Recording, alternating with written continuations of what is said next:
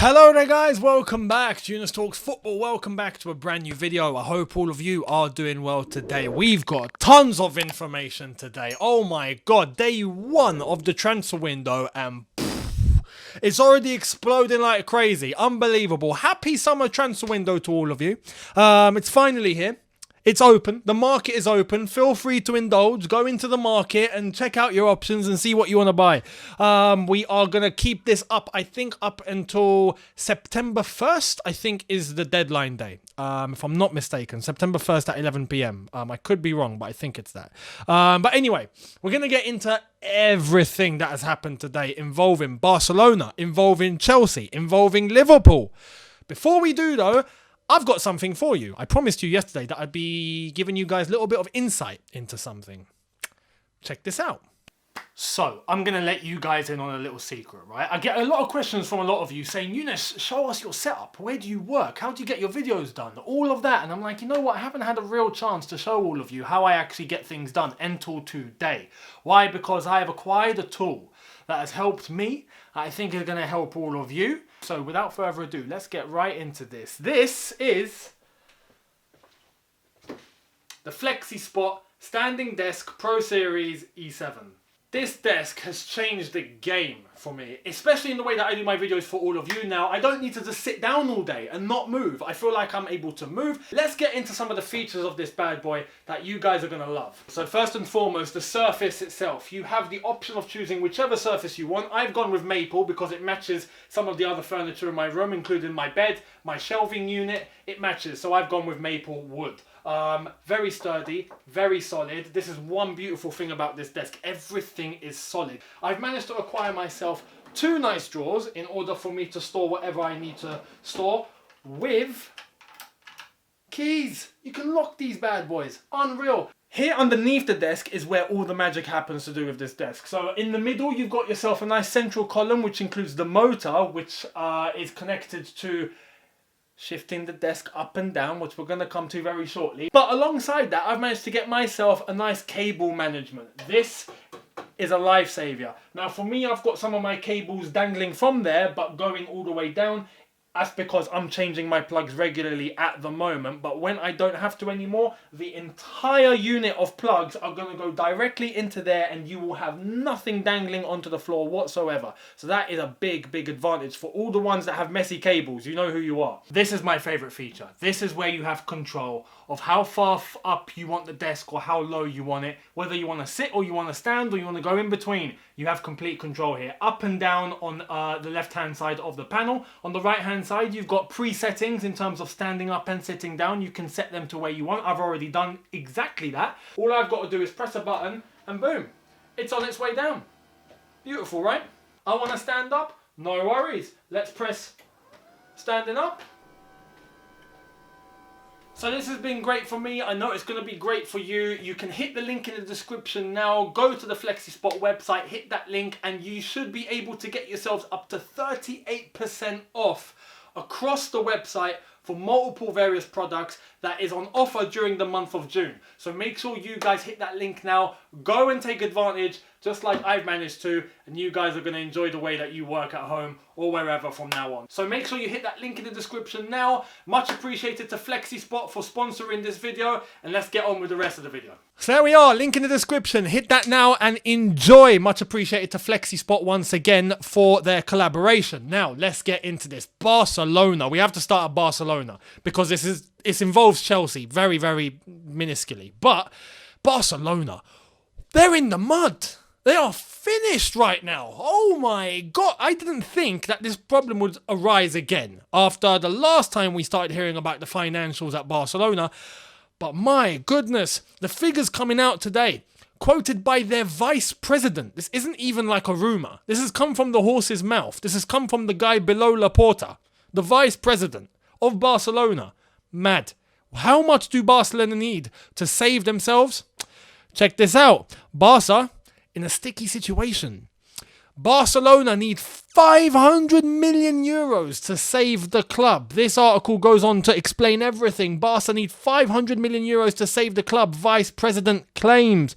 Edouard Romeu believes a sum of 500 million euros, so 427 million pounds, is required to save the club from the mess they find themselves in.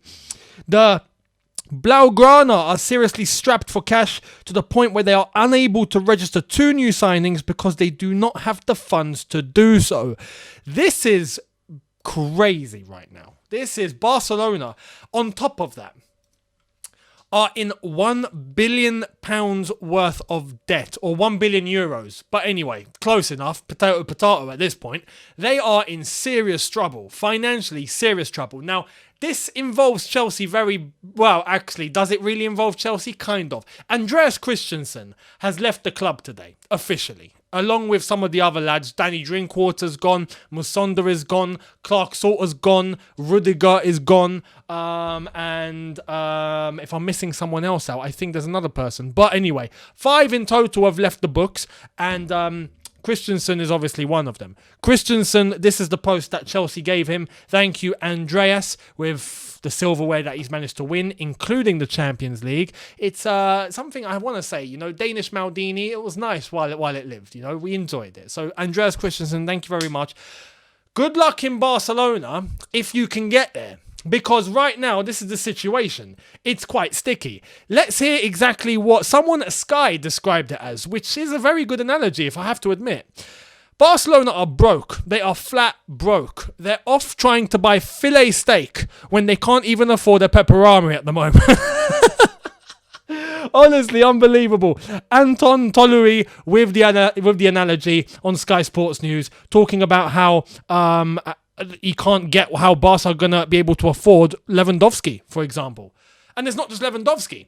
Barcelona right now, they want Lewandowski. They want Alonso, apparently. He's not going anywhere at this rate. They want Aspi, although Aspi is apparently scheduling talks with Chelsea, so he might actually be sticking about. But on top of that, the signings that they already have that are waiting to be registered. Christensen, already agreed, waiting to register. Frankesi from AC Milan, already agreed, waiting to register. Sergi Roberto's contract, not been renewed. He can't at the moment, because they have no money. How do you want to go and buy Lewandowski? It doesn't make sense. I don't understand. How are Barca even thinking they're going to contemplate even affording a packet of crisps right now when they don't have the cash? Now, it leads a lot of people to believe that right now it seems like a De Jong is going to have to be sold. There's no 2 ways about it. They have to let go of maybe 2 or 3 big players here. I mean, we're probably even talking Pedri, because they need the money. The Spotify deal only brings them, I think it's about £240 million a year. They ain't got 2 years to hang about for 500 million.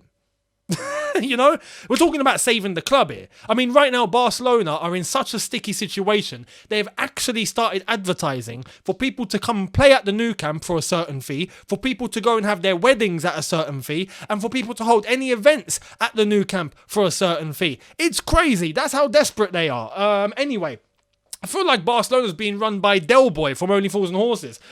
Trotter's independent traders have taken over Barcelona. Unbelievable. This is the latest, and I know it's the Sun, okay? I have to acknowledge this.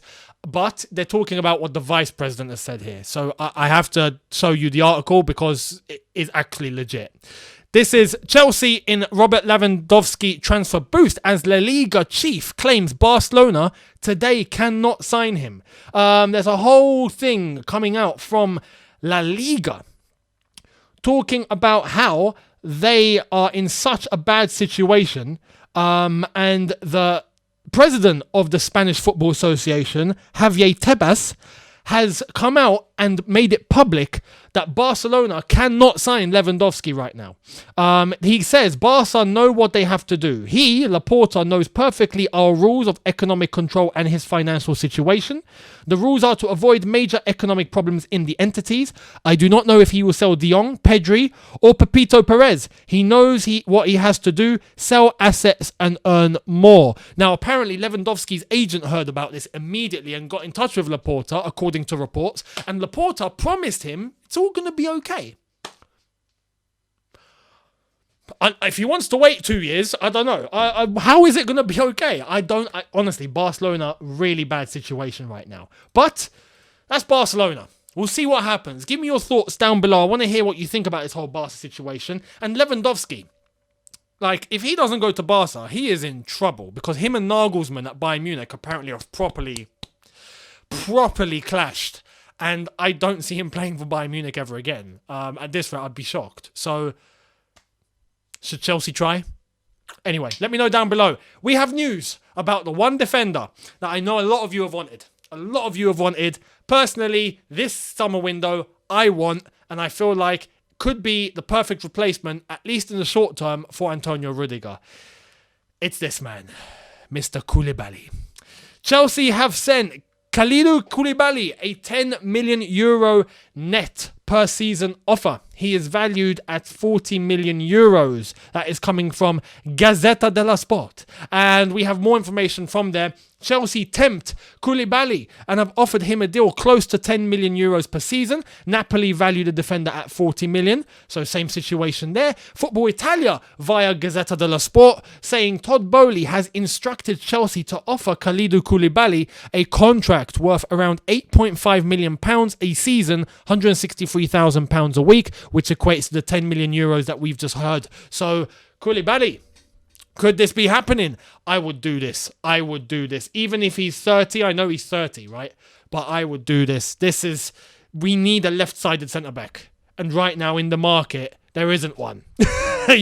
Except Koulibaly, who Napoli are now willing to let go. And at 30 years old, you see the way that he's playing, he's not done. If anything, he actually replaces Antonio Rudiger perfectly. In terms of age, prime, level, it's just a sudden, continuation. It's fantastic. I would do it. €40 million equates to about 32, 33 million pounds. Absolutely yes. Koundé, Koulibaly, thank you very much. At that point, we can start talking about having Levi Colwill, if he were to stick around, as the backup. We have Chalobah as well as another backup. There's enough centre-backs there and enough cover for us to be able to play. And not just on the motion of having to play in a back three, but having those two central defenders will allow us to go to a back four. And we still have Thiago Silva too. So I feel like if we were to get Koulibaly alongside Koundé, will be covered. Defensively, lovely jubbly. So we'll wait and see what happens. Let me know your thoughts on Koulibaly. Would you do it? Would you give him a deal? For that? I would. Personally, I would. But let me know down below if you would or you wouldn't. I'd love to hear it. Now, more news from yesterday's report about Raheem Sterling and Jesus. This has come from The Standard. Chelsea are interested in a move for England star Raheem Sterling this summer. The Blues have also been offered the chance to sign Gabriel Jesus, with a potential bidding war looming against Arsenal and Tottenham. It's a no contest. Yeah, look, Arsenal, Tottenham bidding war with us. It's a no contest. Come on. Come on. Let's be real here, lads. Let's be real. Actually, no, I don't wanna go down that route, because sometimes things don't happen. You end up looking like a plank. So I'm gonna say this. Arsenal, I think, cannot compete with us financially. Tottenham, I feel like Conte might be pressing them a little bit and might tempt them to go, okay, we'll give you the money you need. And that could be a tempting offer. So we'll wait and see. But Jesus Sterling, it all is looking legit. It is looking like Chelsea are actually interested and going for these guys. And it's not just a rumour and it's not just a smokescreen. It seems like Chelsea have them on a shortlist. So we'll wait and see what happens there too. Now, I want to end it talking about a certain striker. Darwin Nunez has been spoken about all over the gaff over the last few weeks. Manchester United fans, very interested, very happy that United were linked with him. At first, talking about who Chelsea should get in as a striker, very briefly, we saw some of the fan base talk about Darwin Nunez. We've seen Arsenal linked with him very briefly. Very briefly. We've seen some others as well, but Liverpool came in. Liverpool came in when no one really expected it. And it's a done deal. He's going to Liverpool. Mad. Let me show you exactly where this has all come from. Pedro Sepulveda, journalist over in Portugal, if I'm not mistaken, saying it's done. Darwin Nunez is going to Liverpool. Man United out of the race. Contract of 5 years with a salary of €6 million net per season. Darwin Nunez already announced the decision to his family and friends. Liverpool is just waiting for Benfica's yes. And it's pretty evident and pretty clear that Benfica are going to say yes. At this rate, I would be surprised if they don't. But €6 million net per season, right? That does come to roughly £100,000 a week. They are replacing Mane perfectly here. In terms of someone that plays up top, someone that's in the front three, someone who's young, someone who's going to be on the same salary that they were paying Mane, who now wasn't happy about how much he was getting, rightfully so as far as I'm concerned, but they've replaced him brilliantly here. If Mane is going, Darwin Nunez in.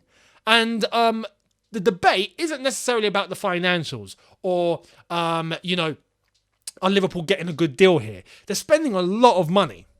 There's talk about €100 million for Darwin Nunez. So when you flip it onto that side of the coin, shout out Miz for that little plug, yeah. Pay me the commission later. It's a case of, it's a big risk. 100 million. We know something about 100 million cash-ins, yeah? We know what it's like to buy a striker for 100 million, yeah? We are certified in that department, okay? We've done the 50, we've done the 70, and we've done the 100. We've done the Torres, we've done the Morata, we've done the Lukaku. I can't believe we spent 230 million on those three. It's illegal. It should be illegal. Anyway, it doesn't always work out, right? Darwin Nunez, I think, has a lot of potential. He has a very high ceiling. He's coming from Benfica, where for one season he has smashed it. But I stress, for one season. That's it. Liverpool are either going to make or break here. This could be a fantastic signing, or it could be a complete flop. Because Nunez coming to the Premier League off the back of the hype from Benfica on the performance of one season is pressure. And I'm not quite convinced that he's going to come to the Premier League and smash it. Maybe with time, maybe in 2 or 3 years, but do Liverpool have that? Liverpool, mate, you're a big club now. You're a club competing for titles and making finals and doing all sorts. You're not Liverpool of old that finished 8th.